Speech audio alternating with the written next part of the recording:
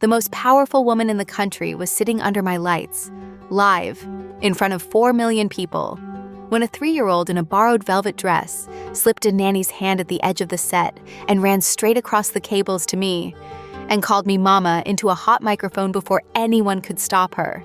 I was already being walked out.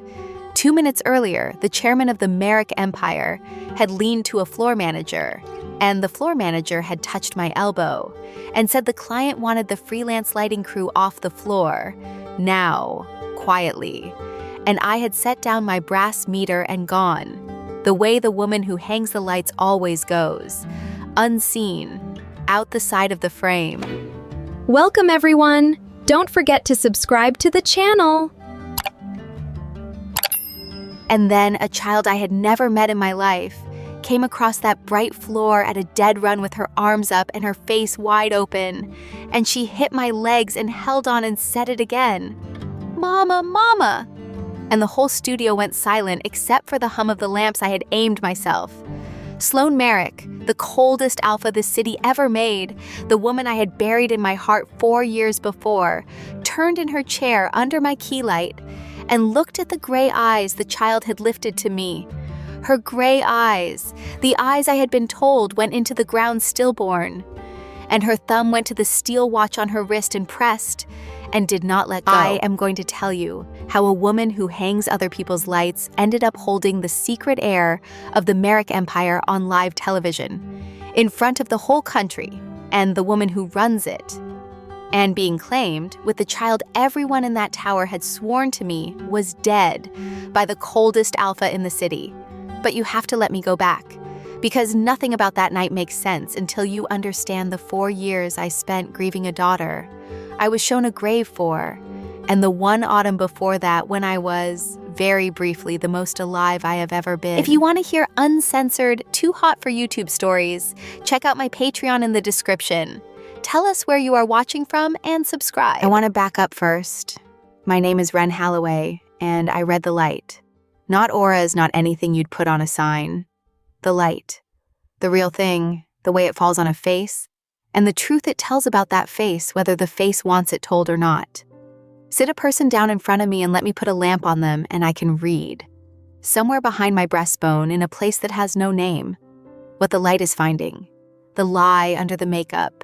The grief held very still around the eyes. The cruelty a soft mouth has learned to hide. Light is honest the way almost nothing else is. It does not care what you have decided to be. It shows me what you are. And I have spent my whole working life aiming it at the rooms where the people upstairs decide everything. And being the one woman in the room they never once look at. Most people who do my work do it with a good eye and a steady ladder and a patient back. And they do it beautifully, and the show goes to air and no one remembers the woman who lit it. I did all of that too. But I also did the other thing. The thing I have never once been able to write on a call sheet. The thing that made me, by 24, quietly the only gaffer in this city who could light a liar, so the lie showed, and light a frightened, honest woman, so the country fell in love with her. I can throw a key light on a man and feel that he is about to lie before his mouth moves. I can soften a lamp on a grieving face and know the grief is real and not for the camera. I do not know how else to say it, so it does not sound like a trick, and it is not one. Light keeps what it has touched. People forget that. Let me give you one example so you don't think I'm being romantic about it. 2 years before any of this, I lit a press conference for a man who ran a charity, a beloved man, a man the whole city trusted, and the in-house crew lit him soft and saintly the way you light the trusted. I lit him honest because I cannot help it. And what the light found on that good man's face was a cold, small calculation behind the warmth, the look of someone counting a room he is robbing.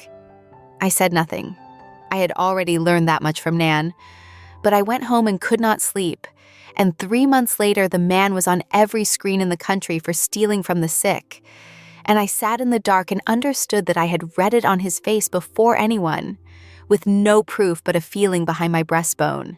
And that there is no one on earth more dangerous to powerful people than a quiet woman who can see what their light is hiding. I should have remembered that, the day my name went on a Merrick call sheet. I should have been afraid for the right reason. My grandmother is the reason I can do it. And she is the reason you are going to believe the rest. So let me set her down properly. Nan raised me. My mother was a name on the back of a photograph and nothing more. And she had spent 50 years rigging lights in rooms that never once put her name on the credits. 50 years of being the woman up the ladder in the dark while the bright people performed below. And somewhere in those 50 years of aiming light at other people's faces, she learned to read what the light found. Which smiling host was rotten underneath? Which trembling guest was telling the truth? Which powerful man went small and mean the instant the lamp was off him? She had a small brass light meter, the casing worn soft and warm from 50 years in her apron pocket. And the first true memory I have of being myself is her folding my 2 small fingers around that meter and lifting it toward a face and teaching me the only thing I have ever really believed. "Light doesn't lie about what it falls on, Wren," she would say, with the needle swinging and the warmth of the lamp on both our faces. "People will lie to you with their mouths your whole life, but the light has already touched them before they open it, and the light can't lie." She made it ordinary, the way I could look at a lit face and know it. You just feel for what the light's already shown you, child. Most folk are too busy listening to the words to read the face. And I understand now that the ordinariness was the kindest, most protective thing she could have done, because she had seen what powerful people do to a poor woman who was gifted out loud. Nan died the winter I turned 22. And left me the brass meter and a little money and a name a few small studios trusted. And I built myself into a freelance lighting designer, the slow, honest way, one call at a time, until the bigger rooms started asking for me. For 2 years, I was just a woman with a ladder building a small good reputation in the shadow of very large towers. I did not know, the first time my name went on a merit call sheet, that I had set my whole life down at the foot of the family that would take everything from me. And then, 4 years later, send a piece of it back across a live studio floor at a dead run. Her name was Sloan. Sloan Merrick, the only daughter of the family that owned half the screens in the country. 29 that autumn to my 24, already being carved by her mother into the cold thing the city would later be afraid of. You have to understand what she was, even then, because the woman who turned under my lights 4 years later was cut from the same stone. When Sloan Merrick walked onto a floor, the other alphas measured themselves against her and lost. She had her mother's blue-black hair, so dark it drank the lamps, and the palest gray eyes I have ever seen on a living person. And she spoke in short, complete sentences, and never once, in all the time I knew her, raised her voice. She had a single tell, and I am the one who found it, the way you find the one warm spot in a cold wall, a heavy steel watch on her left wrist, and when something moved in her that she did not intend to show, her thumb would press once against the face of it, hard enough to whiten and then let go. That was all. That was the whole of what Sloan Merrick would give you. I learned that autumn to read that watch the way I read a lit face. And I am telling you about it now because it is going to come back. Under my own lamps, at the worst and best moment of my life.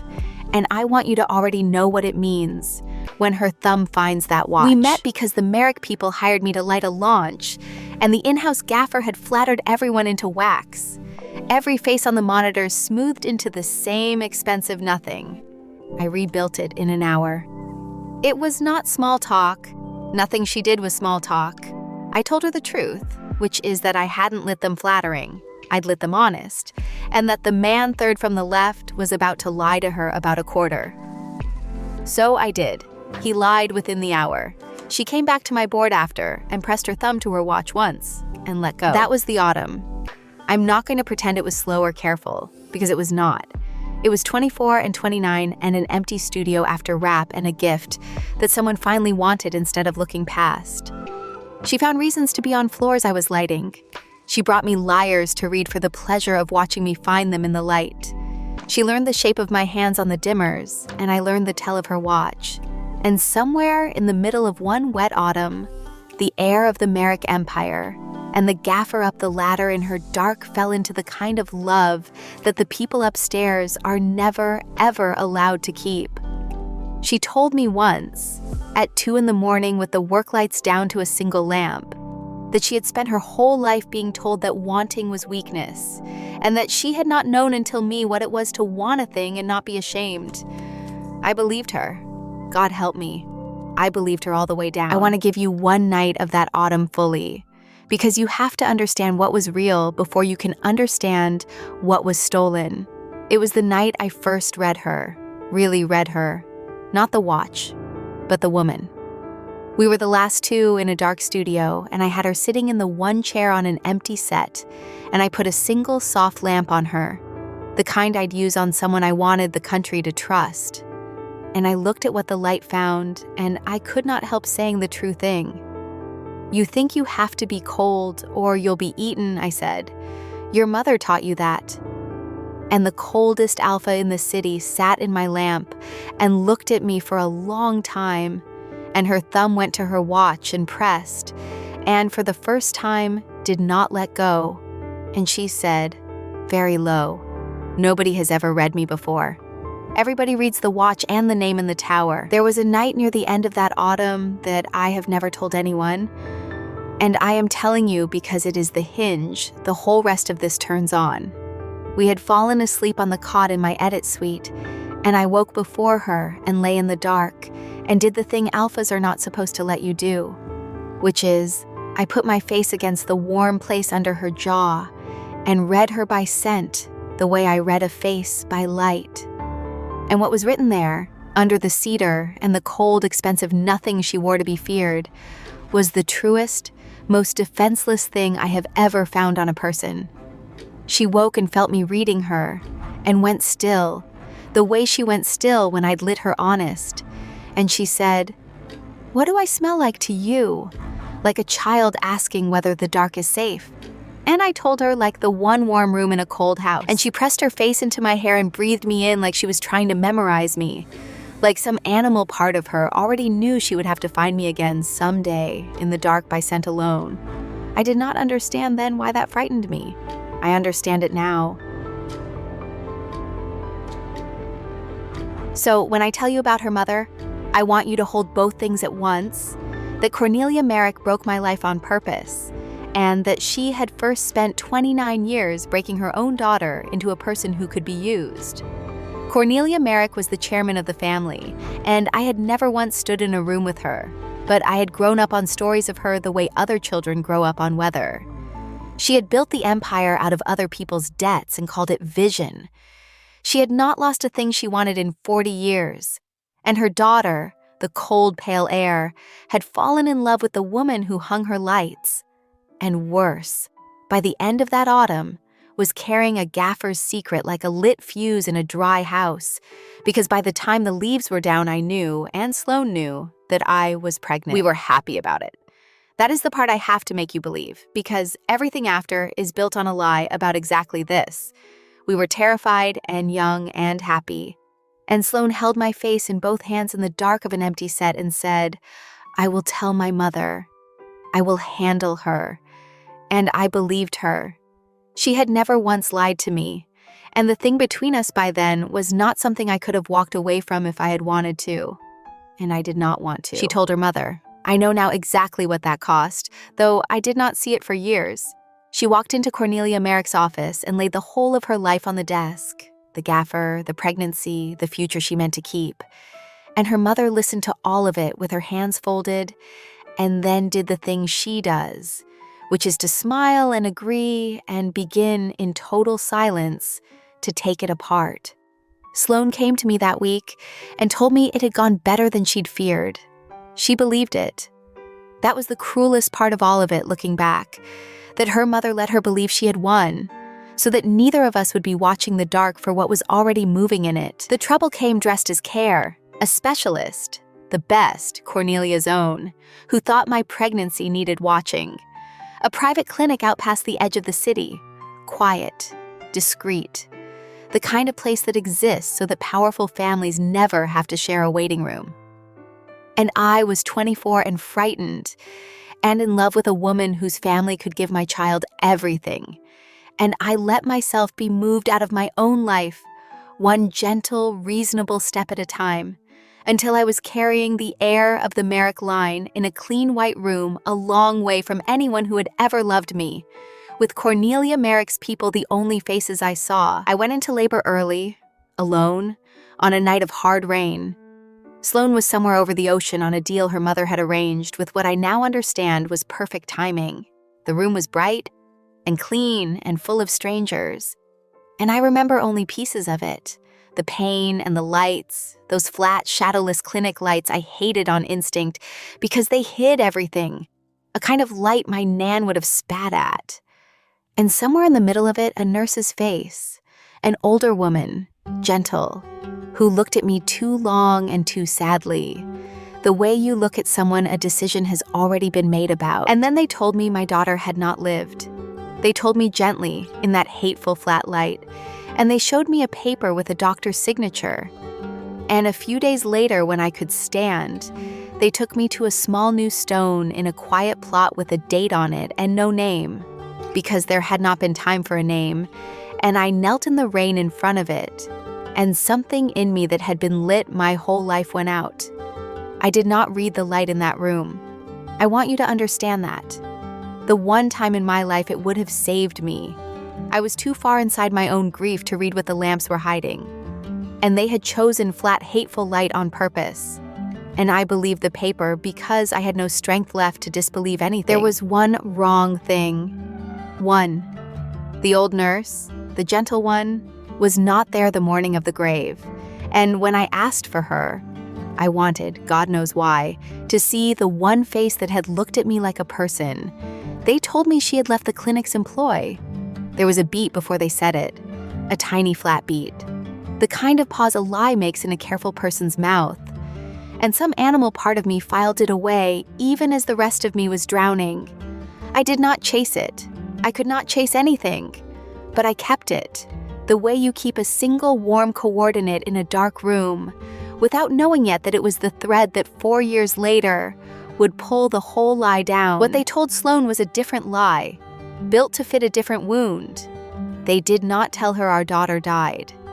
They told her our daughter had lived, and that I had taken a settlement and signed the child away and walked out of both their lives for money. They showed her a letter in my hand, on my paper, agreeing to disappear. They showed her an account in my name with her family's money in it. Cornelia had been very thorough. By the time Sloan's plane landed, she had a grieving betrayal already waiting for her, complete and documented and exactly shaped to the thing she most feared, which was that she was a fool for having wanted anything at all. I have had to reconstruct what those years did to her, later, slowly, from things she has only been able to tell me in the dark. She did not become the frost because her mother shaped her into it. She became the frost the week she was handed a letter in my hand and an account in my name, and told that the one person who had read her instead of the watch had taken money to vanish. She had stood in her mother's office at 29 and bet her whole life on the belief that wanting was not weakness, and her mother had let her be proven a fool in the most thorough way money can buy. And Sloan Merrick walked out of that and decided, the way you decide to stop touching a stove, that she would never want anything that openly again. Every cold thing the city later feared in her was a scar over the exact place where I had been. I did not know that, lighting her chair 4 years on. I only knew that the grief I read under my key did not match the betrayal I had been told she believed. The light was telling me, even then. I just had not learned yet to trust it twice. So picture it. In one telling, my daughter was in the ground and her other mother had vanished. In the other telling, my daughter was alive and her birth mother had sold her. And the truth, the single ugly truth under both careful lies, was that the child had lived and Cornelia Merrick had taken her, newborn, gray-eyed, blood of the line, and was raising her inside the Merrick household as the orphaned ward of a distant cousin. A quiet, useful little girl with no claim and no name that mattered. A Merrick to be deployed when a Merrick was needed. and a stranger to both the women who had made her. I have wondered, since, what Cornelia Merrick told herself, because women like her always have a story in which they are the careful hero. I think she truly believed she was protecting the line. A gaffer's daughter, a love match with a woman who hung lights. To Cornelia, that was not a family. It was a liability with a face, a thing that would one day be used against the empire she had built out of other people's debts. So she did the arithmetic she has always done. She kept the blood because the blood was a Merrick and the blood was useful. She erased the women because the women were not. She did not think of it as taking a child from her mother's. She thought of it as removing an error from a balance sheet and retaining the asset. That is the thing about the people in the towers that took me a grave and 4 years to learn. They are not monsters in the way you want them to be. They are just very good at deciding which people are real and which people are weather. And my daughter and I had been filed, neatly, under weather. I left the city. There was nothing in it for me but a grave and a tower, and I could not bear the sight of either. So I packed the brass meter and what was left of my heart, and I took work in other places, smaller rooms, road crews, anything that did not require me to read a face, because I could not stand to read anymore. For 4 years, I was very good at the part of my job that is just cable and ladders and aiming, and I let the other part, the gift, go dark in me on purpose, because the one time it had mattered, it had failed me, and I did not yet know that it had not failed me at all, that I had simply not been allowed near the light that would have told me the truth. There was a night, somewhere in the middle of those 4 dark years, on a road job in a town whose name I have lost, when a young runner on the crew sat down next to me in the empty house after wrap and started, without meaning to cry. Some trouble at home, a parent, the ordinary, enormous grief of being young. And I felt the gift stir in me the way it used to, felt myself start to turn and read what the work lights were finding on her face so I could say the true kind thing.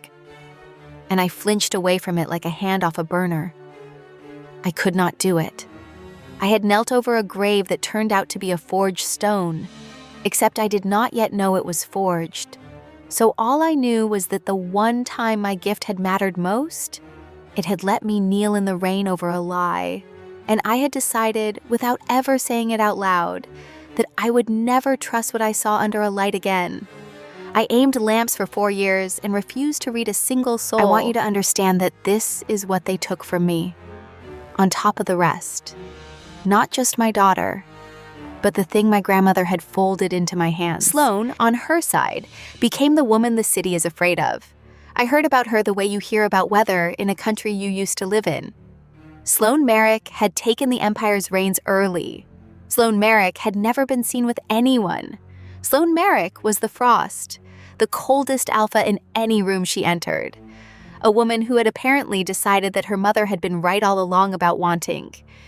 And in the household she ran, somewhere in the bright cold rooms, a small gray-eyed girl was growing up calling a series of nannies by their names, and no one mama, 3 years old and then nearly 4, with eyes the exact shade of the woman who would not look at children if she could help it. I want to be honest about how I came back, because there was nothing fated about it. I came back because I needed the work.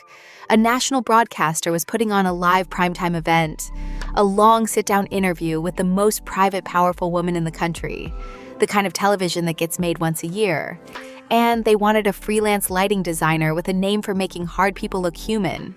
And a producer who remembered me from before called and offered me more money than I could afford to turn down, and did not tell me whose face I would be lighting, and I did not ask, because I needed it. And because the part of me that reads had been dark so long, I no longer expected it to warn me of anything. I did not know it was Sloane until I walked onto the floor and saw the name on the chair. I want to tell you I turned around and left. I did not. I stood in the dark at the edge of the set and looked at the empty chair, with her name taped to it, and felt 4 years come up through the floor and into my chest. And then I did the only thing I have ever known how to do when the world is too much, which is that I went to my board and I started to build her a light. Old habit, old love. I built the most honest, most human key I had ever designed for anyone, because some part of me that had not gotten the message wanted, one last time, to show the country what was under the frost. She came onto the floor for the technical check, and she did not see me. I was a shape in the dark behind $4 million of lamps, the way the woman who hangs the lights always is. And I saw her. 4 years older and colder and more beautiful. And the instant she sat in my chair and my key came up on her face, I read her. I could not help it. The gift came up out of the dark in me like it had only been waiting. And what the light found on Sloan Merrick's face was not contempt and was not ice. It was grief. 4 years of held grief, the exact weight of mine, and under it, a loneliness so total that I had to put my hand on the board to stay standing, because grief like that is not what a woman wears when she has been betrayed for money. It is what she wears when she has lost something she loved and never understood why. I did not have time to understand what I had read, because that was the moment Cornelia Merrick arrived.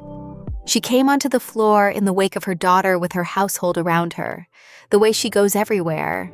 And among the household, holding a nanny's hand at the edge of my lights in a borrowed velvet dress, was a small girl with blue-black hair and the palest gray eyes I have ever seen on a living person except one. I looked at the child the way I look at anything under my lamps, before I could stop myself, before I knew to protect myself, and the light found her face for me, and the floor of the world dropped away. I knew those eyes. I had knelt at a grave with a date and no name on it. And here, 4 years later, at the edge of my own lights, were the eyes they had told me went into the ground. I did not get to fall apart, because Cornelia Merrick saw me first.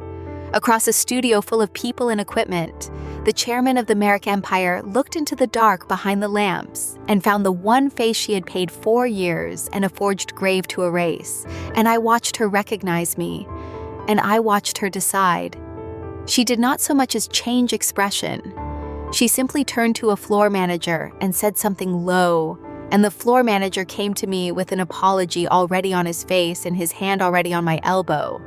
And he told me the client wanted the freelance crew off the floor before air. Nothing personal, please. Quietly. And I, who had just read grief on Sloan Merrick's face and seen my dead daughter's eyes on a living child, and who had no proof of anything, and who has spent her whole life being the woman they walk quietly out of the frame. I picked up my brass meter, and I went. I almost made it out. I want you to know how close it was. How nearly Cornelia Merrick won the whole thing twice.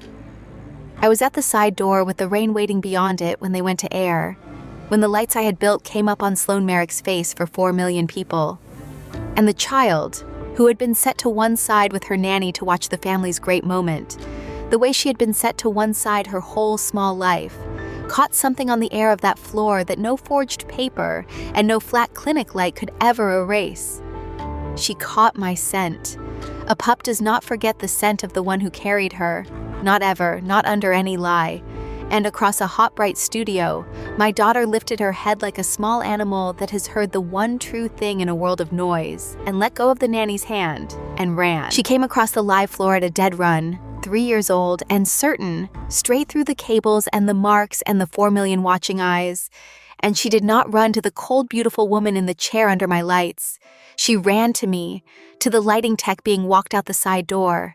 And she hit my legs and threw her arms up and buried her face against me and set it into the boom mic that hung above us.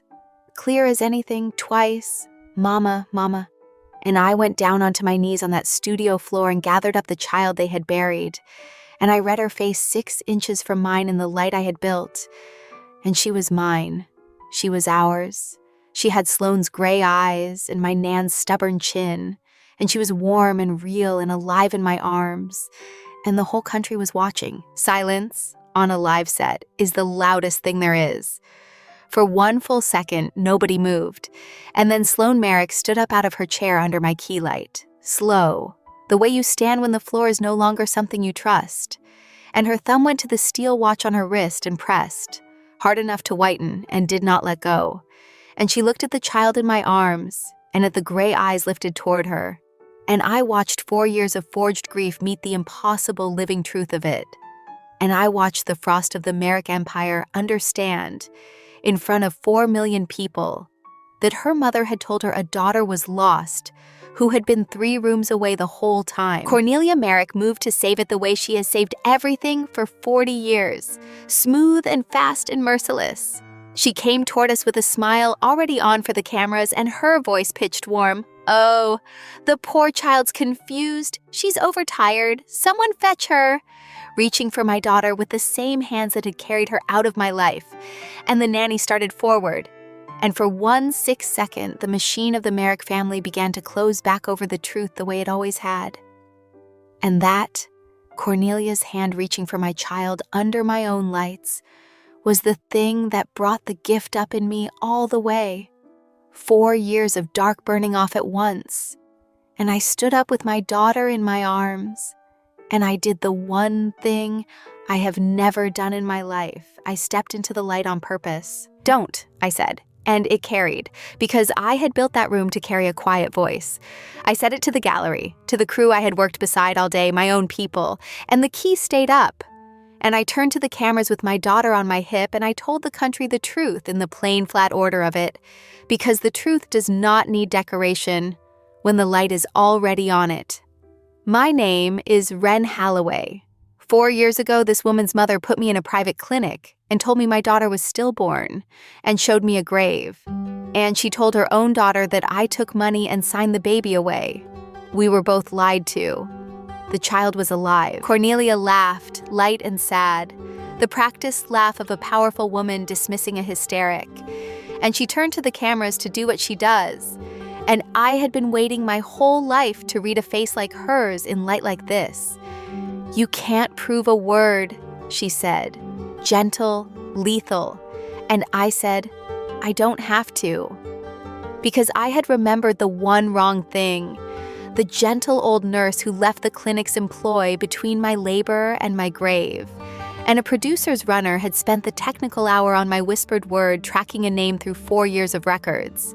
And the gallery door at the back of the studio opened.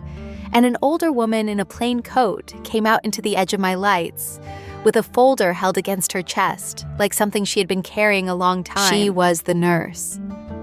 And I took her folder, and I held the real record up into my own key light, where the whole country could see it, and beside it, from my pocket, the small brass meter that had been my grandmother's. And I said the only thing I have ever really believed. Light doesn't lie about what it falls on. It never has. And Sloane Merrick read it. She took the record out of my hand and she looked at the date and the living weight and her own daughter's first cry written in a stranger's careful hand. And then she looked at the child on my hip, the gray eyes, her gray eyes, our gray eyes, and the frost of the Merrick Empire came apart on live television without a single loud sound. Her thumb left the watch. That is how I knew. The household had named her Posy. She knew the child's name. She had been near her for years and never known. Hello, Posy, she said, breaking, and could not finish it. And our daughter looked at the crying stranger with my chin and reached out one small hand and patted her cheek, the way children comfort whether they don't understand. The first time 4 years ago, she had bought my disappearance with a forged grave and my own grief. This time she put a check between us on a live studio floor and waited for the poor woman to be sensible.